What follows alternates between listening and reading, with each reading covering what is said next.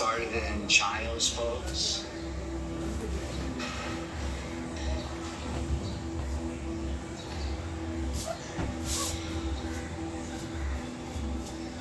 And we'll just take just a minute or two in this opening child's pose before we slip into our first official yin yoga posture, holding these poses for about 3 to 5 minutes. And really slowing things down to a whole other level. And not just our body, but also our brain waves. Persian poet Rumi said, "Be still, be quiet, find acquaintance with silence,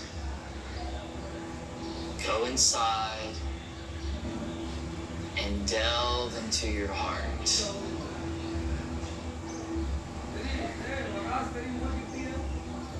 And that's really what this practice is all about. It's about going deep, deep, deep within.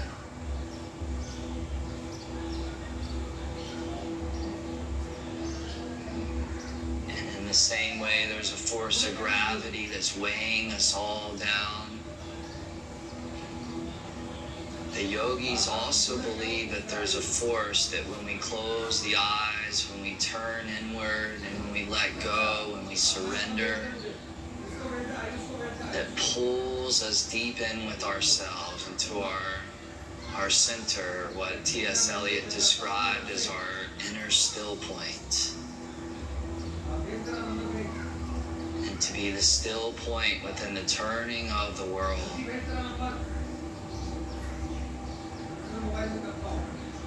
So in a very, very slow, yin-like way, the poses will be turning again about every 3 to 5 minutes. This gives us a little bit of time to get into those connected tissues, to invoke that healing medicine within the deep internal fascial matrix, and to bring a level of restoration into our joints,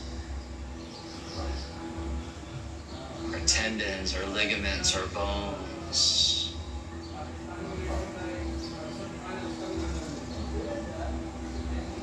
And it all starts right here, right now, just by giving yourself permission to indulge within a practice. It's not about burning calories or increasing muscle tone. It's so much deeper than all of that. And if you're newer to yin, it might not be that easy. As Blaise Pascal said, all of humanity's problems stem from their inability to sit quietly in a room alone. Your yin yoga practice is a little bit like a mirror, and it's going to reflect whatever's going on inside of you. And sometimes what's going on inside of us isn't the easiest thing to face. But when we realize the wisdom that all things are impermanent, and we begin to have the capacity to move through whatever comes up for ourselves, to no longer run away from it, but to be with it, to witness it, to watch it, to observe it.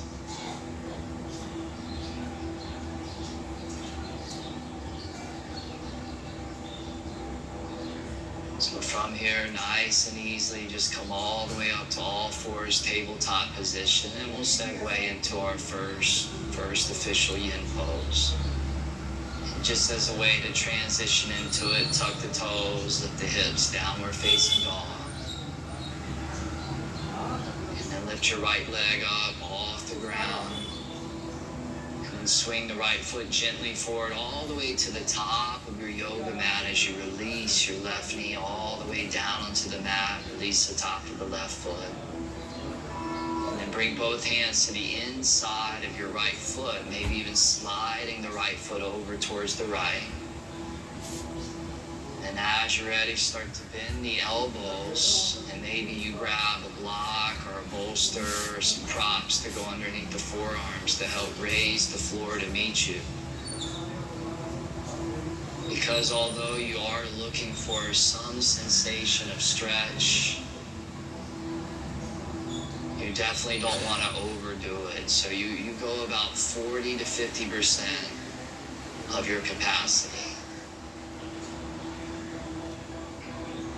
And then that way it's not too much. It's something that you can sustain.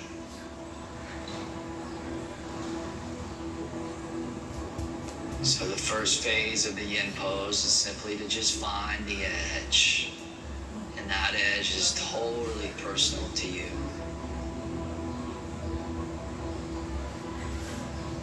And then the second phase of the yin pose is to become as still as possible. It's okay to move and to make adjustments. Just make sure that the movements are done in a conscious, mindful way. They're not unconscious, fidgety movements. And then the third phase is to just yield. Yield to time. 3 to 5 minutes. Hanging out in the pose. Letting the breath pass easily in and out through the nose.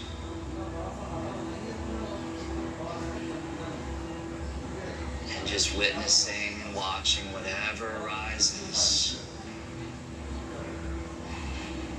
And also whatever passes.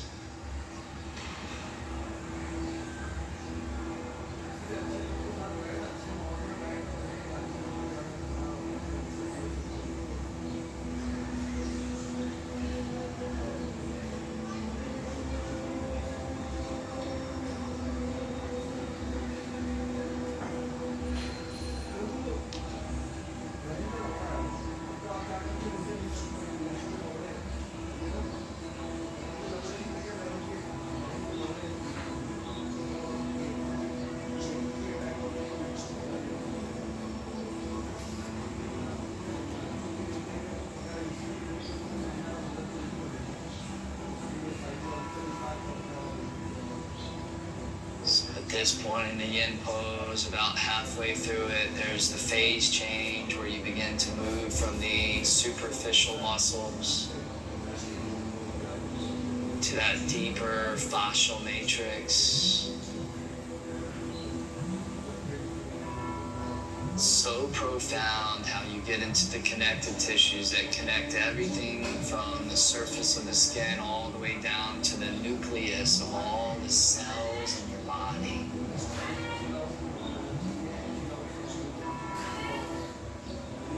And those connective tissues are what holds the whole entire body together like an intricate web of crystallized tissue. When you apply that slow, sustained pressure into that web of tissue, it not only benefits that area,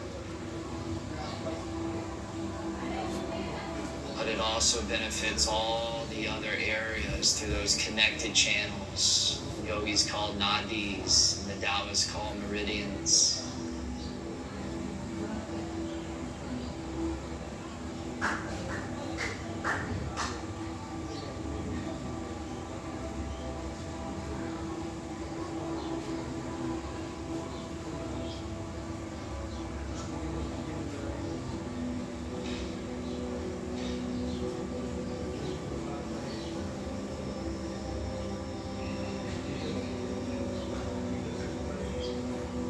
From here, nice and easily begin to transition all the way back up onto your hands.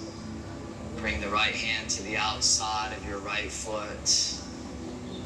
And then go ahead and heel toe your right foot all the way over towards the left side of your yoga mat.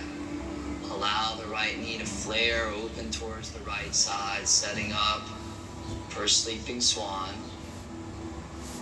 And if you want, you can always take a prop and you can slide that underneath the right hip for support. If you have a bolster, you can even set that underneath your chest.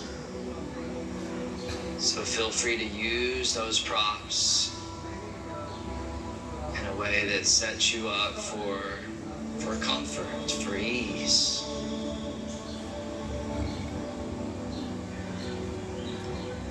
After about 3 minutes or so in that previous dragon pose, now 3 minutes in the sleeping swan. It's the same area, but a slightly different angle.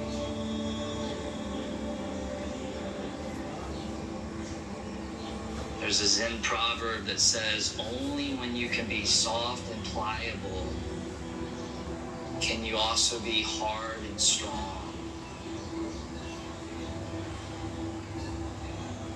So one thing that people don't realize that struggle with yin is how much it benefits what usually they so love to do, whether that's a power yoga flow, or maybe running, or something more strenuous and invigorating, something yang-like in nature. The Taoists figured out a long time ago that the yin feeds the yang, and the yang feeds the yin. We need both in a balanced way.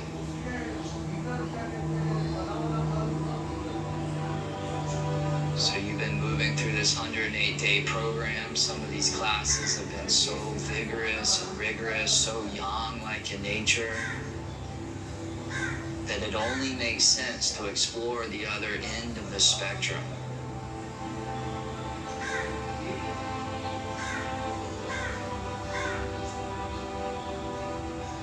So let's complement those power yoga practices with this deep, slow, still, quiet, sensuous yin practice.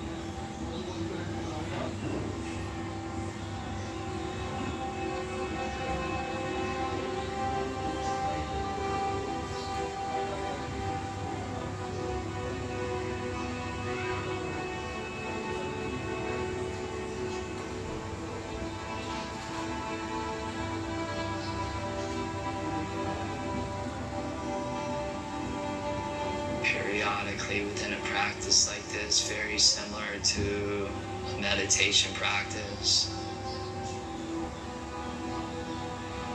there might be that experience where you notice the mind slipping into virtual reality mode of thinking. Thoughts, fantasies, tangents of thinking. Like the mind somehow just slipped into a whole other dimension, a whole other world.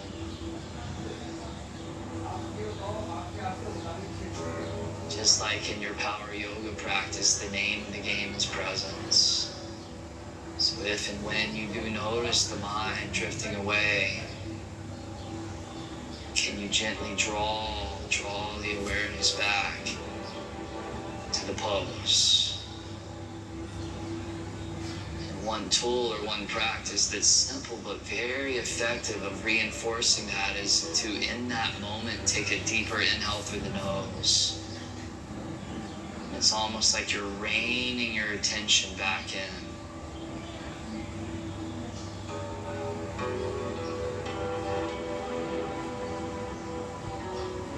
As the Buddha said, rule your mind, otherwise your mind will rule you.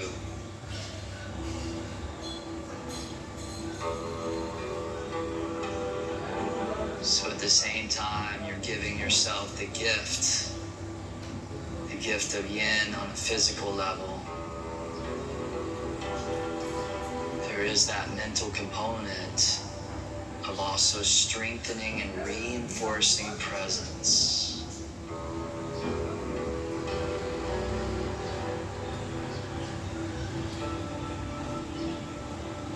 In fact, in many ways, a yin yoga practice is a great way to prepare for longer meditation practice. A lot of similarities there.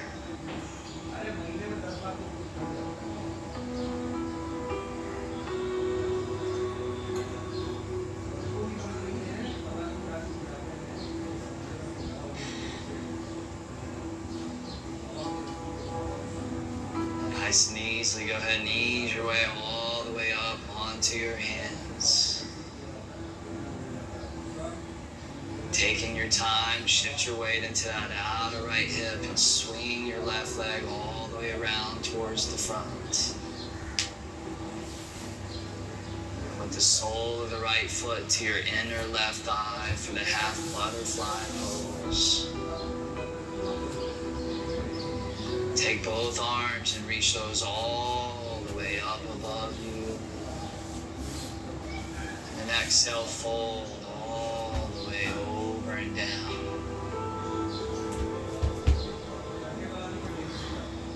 Stretching some of the tissue across the back of your left leg. Some of the tissue, the muscles that run along the spine.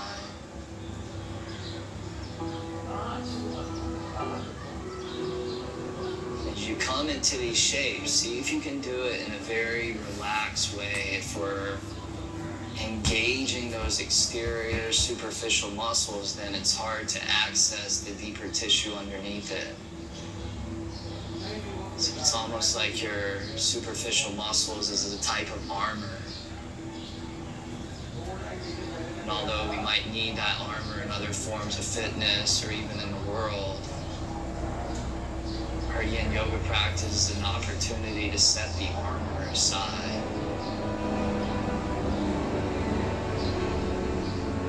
Which means to maybe be a little bit more vulnerable than normal.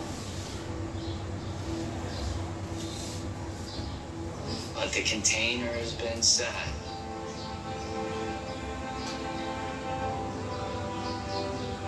You're in the safety of this bubble of your yoga practice.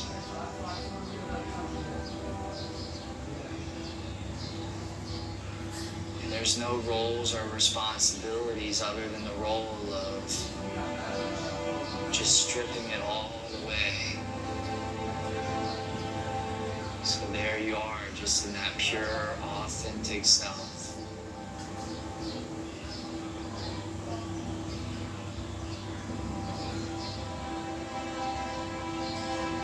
Sometimes when the armor gets set aside, emotions can begin to arise, emotions that have been stuffed inside of you. We know that the body keeps the score, and everything that you move through and experienced in your life gets lodged and stored up within the tissues of the body. It's almost like your body is a blueprint of every single thing you've ever moved through and experienced.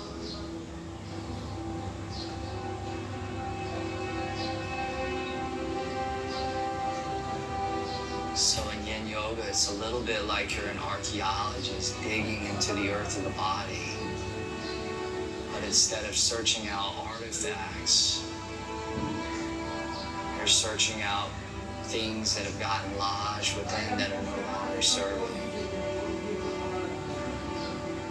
Physical tension, repressed emotion.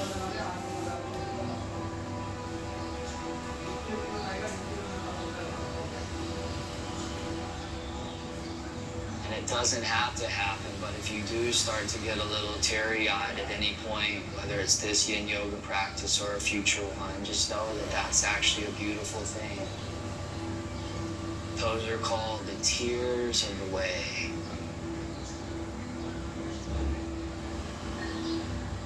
The way to transformation. The way to awakening.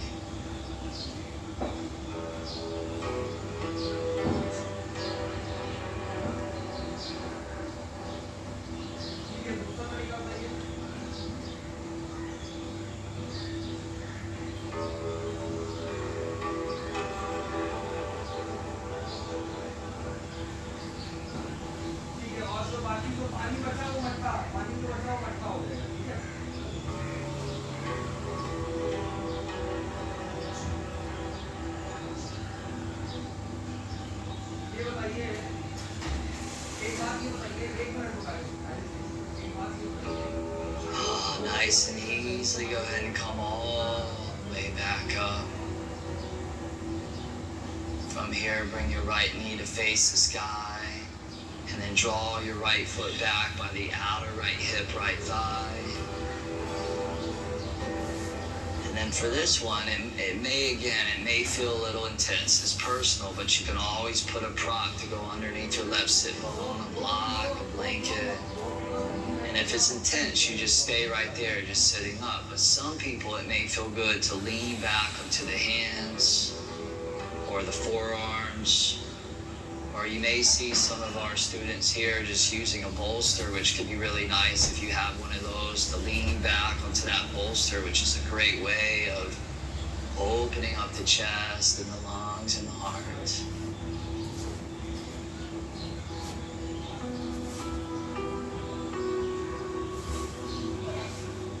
In yoga, we have pain and we have discomfort. Pain is when we lose integrity in a joint, or we're pinching a nerve.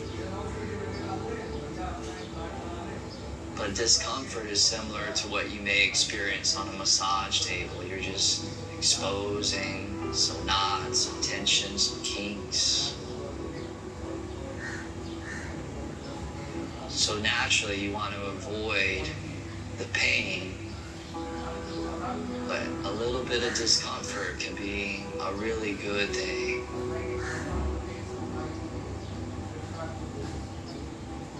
Because the body has an intelligence. And when the intelligence encounters just the right amount of stress or pressure, the body goes to work to make those tissues that are encountering that pressure and that stress to become more resilient, so the next time it encounters a similar force of stress, it can handle it more easily. So it does that by making the tissue stronger, but also more durable and elastic.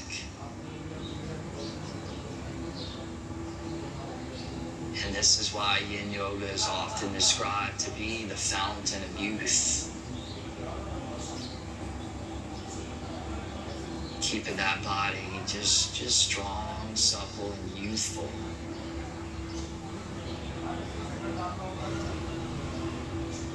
And much more likely to be injury-free.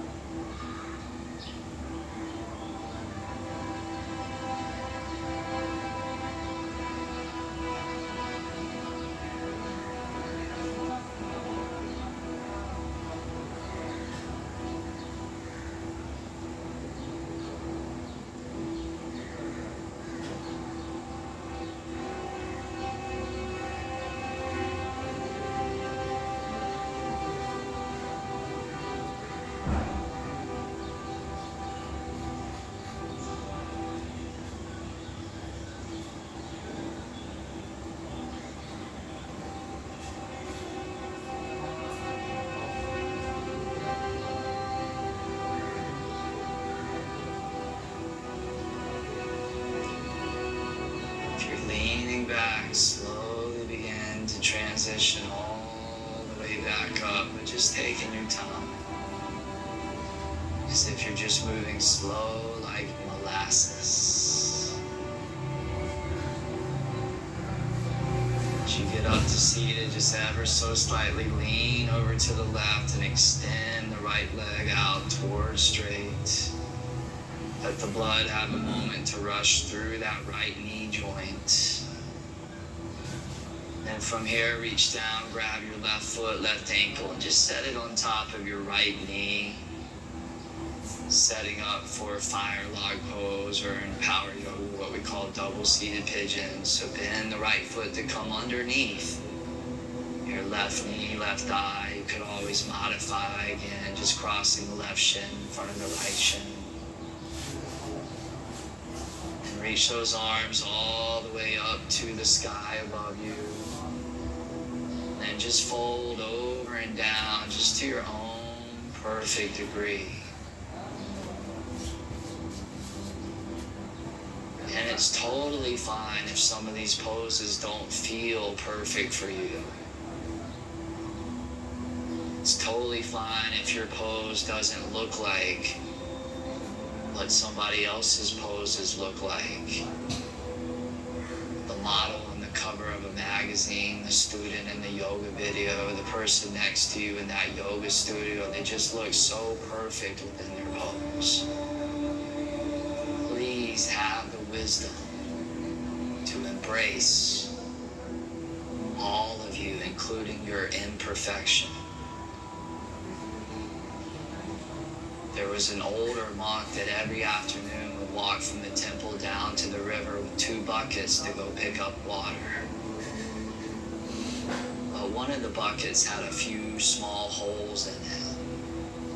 So naturally the water would leak out through the holes onto the ground. And one afternoon, a younger monk asked the older monk, "Why do you continue to carry the bucket with the broken holes?" And the older monk responded, "If I didn't have the holes in the bucket, the water wouldn't fall into the ground." And the young monk looked along the path, and where the water would flow every single afternoon were beautiful wildflowers everywhere.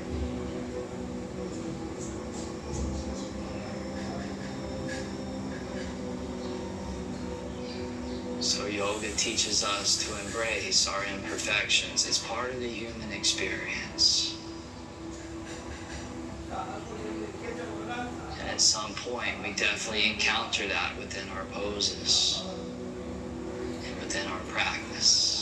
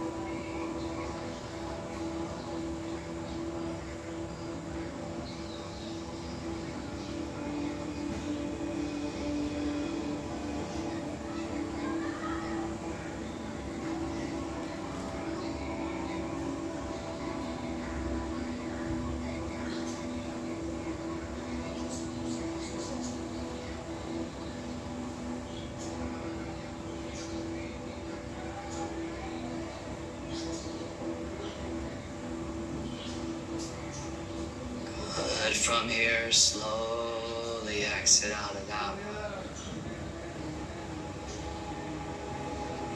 as you're ready, crossing the shins over top each other, roll over onto all fours, tabletop position.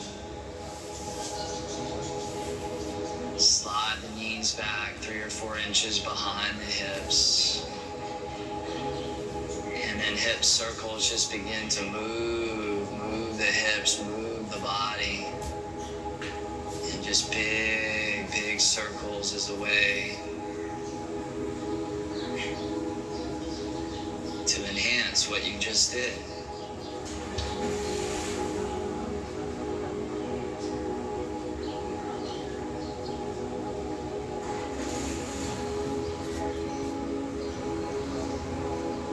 And as you're ready, reverse it the other way if you haven't already.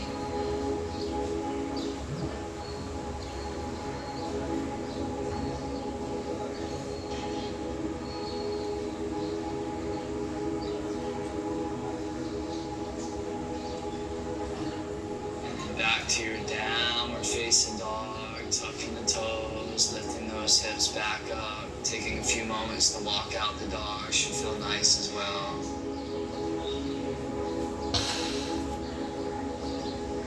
And then left leg up on the inhale, left foot top of the mat on the exhale, release the right knee down to the floor.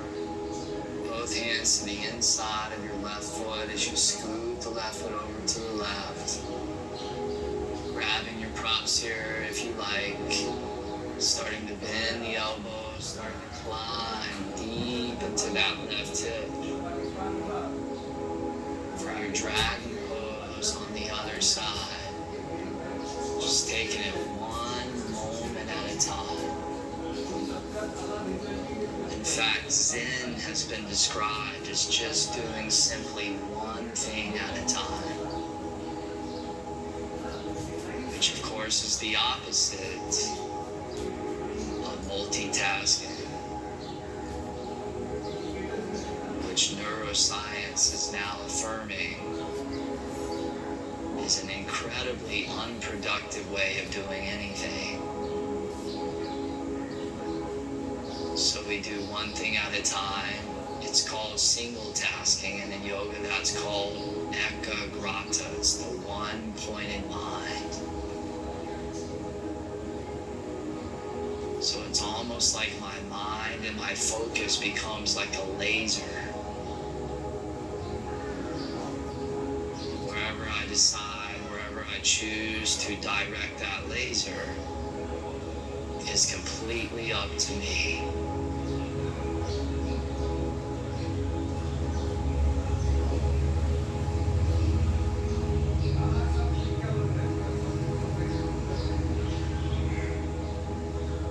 Shine that laser deeper and deeper within you, deeper within the mind, deeper within the body,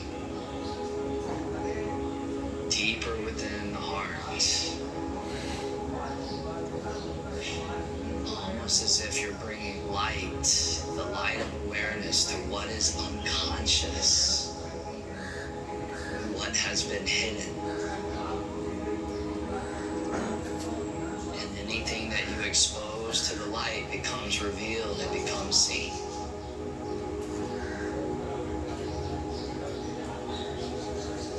In shamanism, they call it seeing the dragon. You can't fight something that you can't see. You can't address something that you don't even know is there. It's unconscious.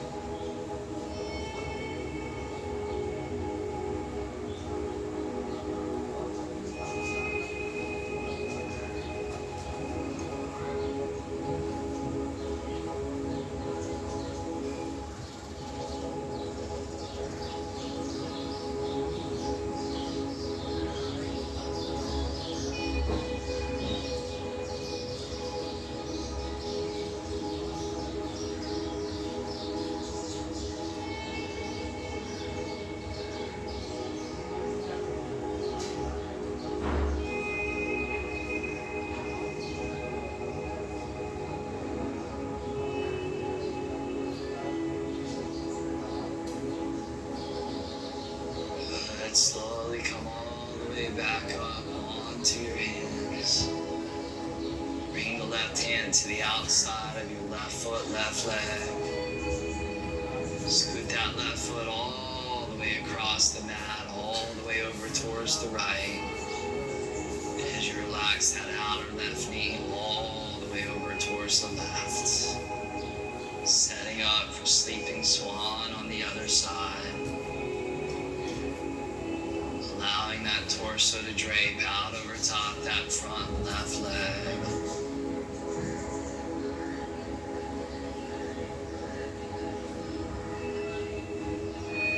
Usually at this point, I'm in a whole other zone than when I began my practice.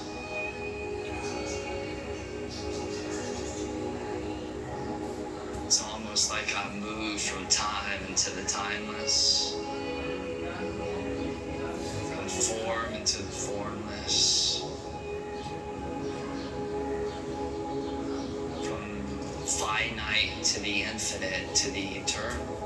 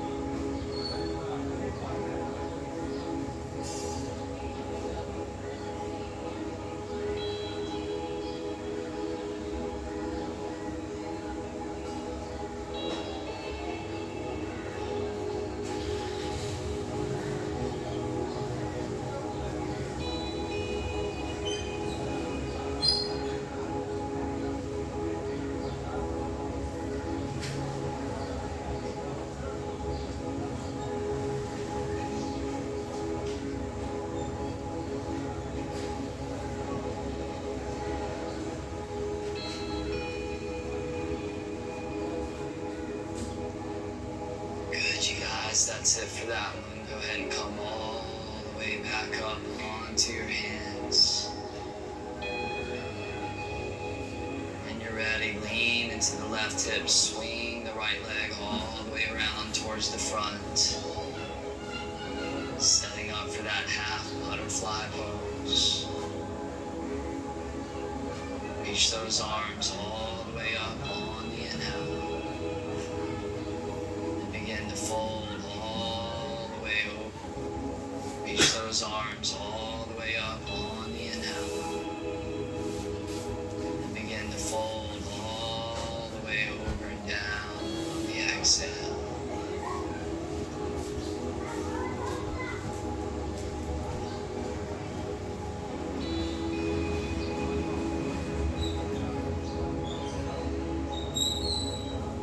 Know where to get to. Know where to go. Nothing to do, also nothing to achieve.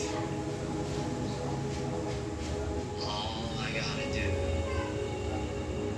is just be with the breath, be with that constellation of sensation.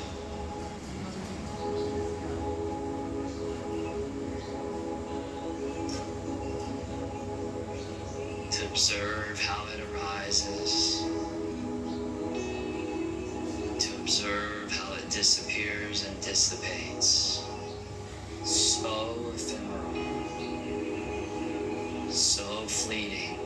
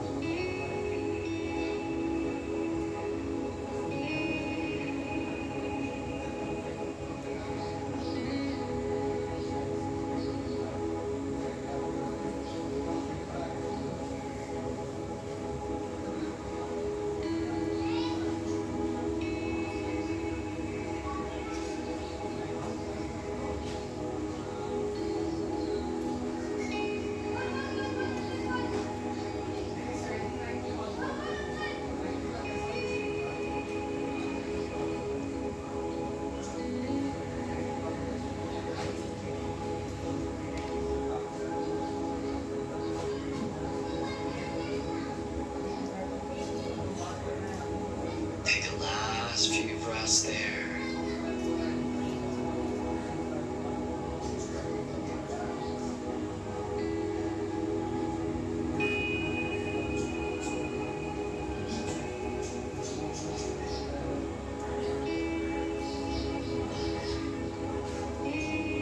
Good. Slowly come all the way back up. Bring the left knee back up towards the sky. Bend the left foot back by that outer left hip.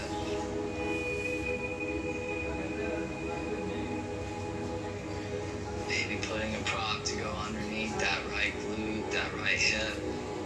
Maybe setting up a bolster behind you. Just beginning to lean back onto the hands, the forearms, the elbows, or to stay upright if that feels more appropriate.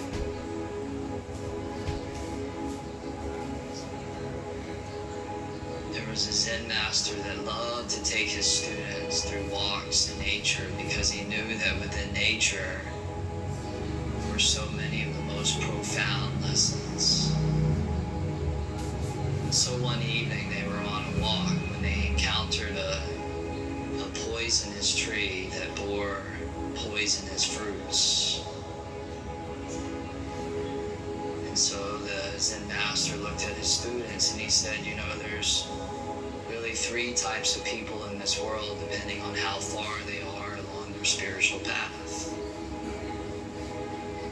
The first person looks at that poisonous tree there and the first thing that they want to do is to cut it down, to get rid of it.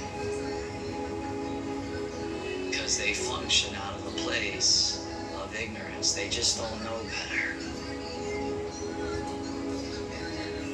But then you have people that have traveled a little bit further down the path. And what they want to do is they want to keep the tree alive, they want to protect it, but they want to put a fence around it so that people don't eat the poisonous fruit. So for them, their fear is transformed from ignorance and fear into compassion. But then you have somebody that's moved even further down the path. And when they see that poisonous tree, what they want to do is they want to study it. They want to get to know it. And then they use the fruit and they mix it with ingredients that neutralize its harmful effects. And they use it as a form of medicine to heal others.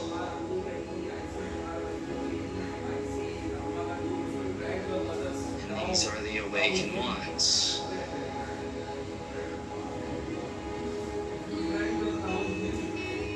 So much of this program is about making it to that third stage. so that when we encounter difficult people in our lives or people with different perspectives, we don't cut them down.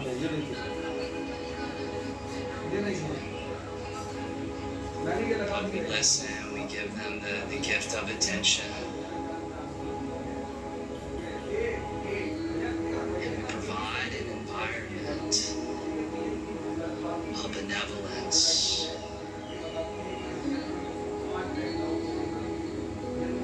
And perhaps, maybe, we get to transform poison into the medicine within others.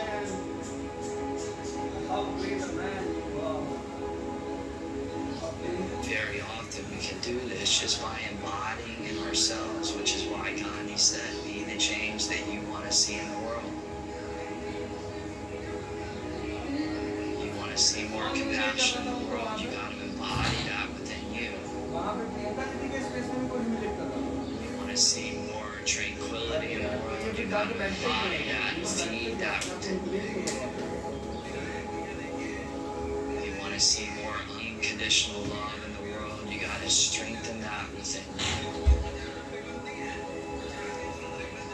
As the famous Indian sage Neem Karoli Baba says, love is the strongest medicine. Without understanding the tuning of the room,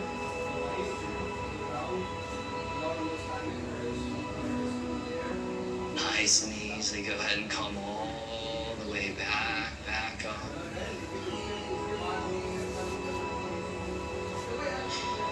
Lean on the strongest medicine within you.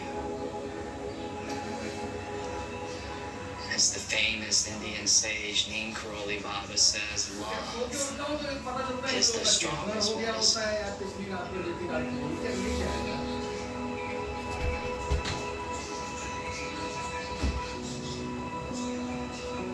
Nice and easy. Go ahead and come all the way back up.